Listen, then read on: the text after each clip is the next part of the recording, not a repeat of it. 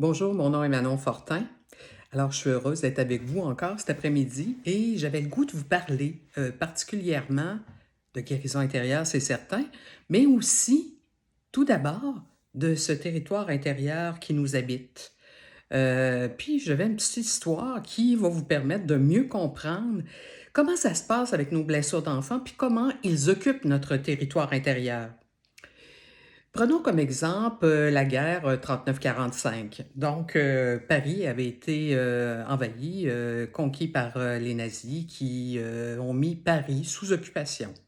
Donc, même si les Français habitaient le territoire, il reste que les nazis, les Allemands, donnaient le pas qu'à danser à la vie quotidienne. Donc, cette occupation-là influençait le comportement, la façon de vivre des Français.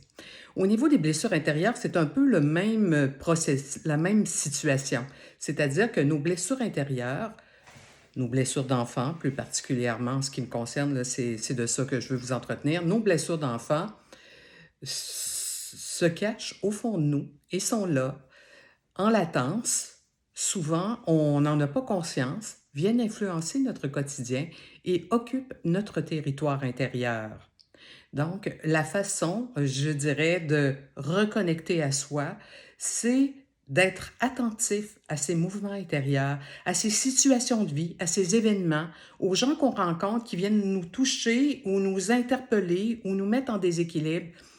Donc, c'est des occasions, tous ces moments-là sont des occasions de connaissance de soi qui nous permettent justement de voir où sont nos espaces intérieurs sous occupation. Et ce processus-là ne se fait pas rapidement, il se fait lentement, il se fait avec patience, avec un accueil inconditionnel à notre égard, et ça, c'est vraiment important.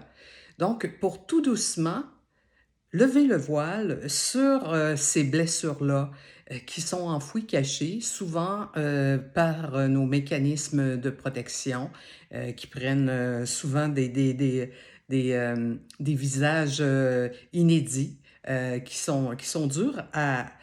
C'est dur de dévoiler ce qui se cache en arrière-plan bien souvent. Donc, c'est vraiment en prenant des temps d'arrêt et en revenant sur les situations que nous vivons. Puis ça, c'est pas facile parce que la vie est tellement rapide aujourd'hui qu'on enchaîne les activités l'une à la suite de l'autre sans avoir le temps de revenir sur nos situations de vie. Donc, c'est essentiel de pouvoir prendre des temps d'arrêt et pour repenser à comment les choses se sont passées, comment vous avez réagi, quelles émotions ont été suscitées et tout doucement, vous allez apercevoir au fond de vous ces états de blessure qui vont ressurgir avec toute l'émotivité qu'elle cache, souvent cette belle émotivité, cette belle sensibilité-là qui vous permet de goûter la vie.